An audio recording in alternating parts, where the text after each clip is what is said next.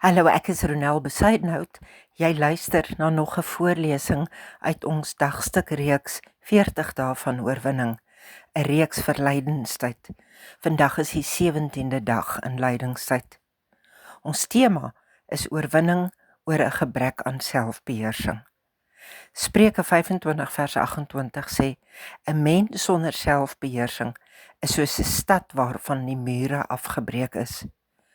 Gebrek aan selfbeheersing laat ons dikwels uitgelewer voel aan ons eie impulse, ons emosies of tydelike luste. Sonder innerlike dissipline word ons lewens soos 'n stad sonder mure. Enige indringer kan sommer net inloop en verwoesting saai.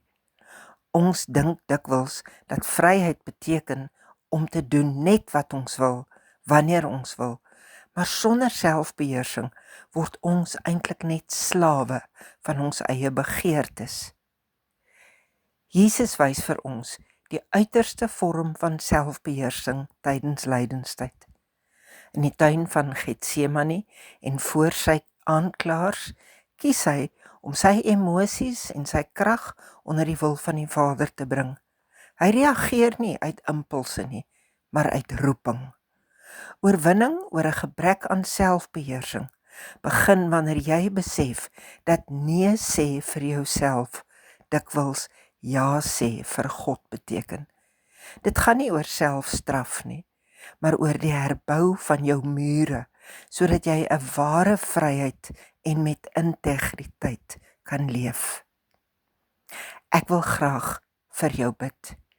Here, voor ek my kom kry, het ek alweer beheer verloor oor my woorde, my tyd en my begeertes. Help my om deur U Gees die mure van selfbeheersing in my eie lewe te herbou. Leer my om my impulse te onderwerp aan U volmaakte wil en plan. Gee my die krag om nee te sê vir dit wat my van U af wegtrek.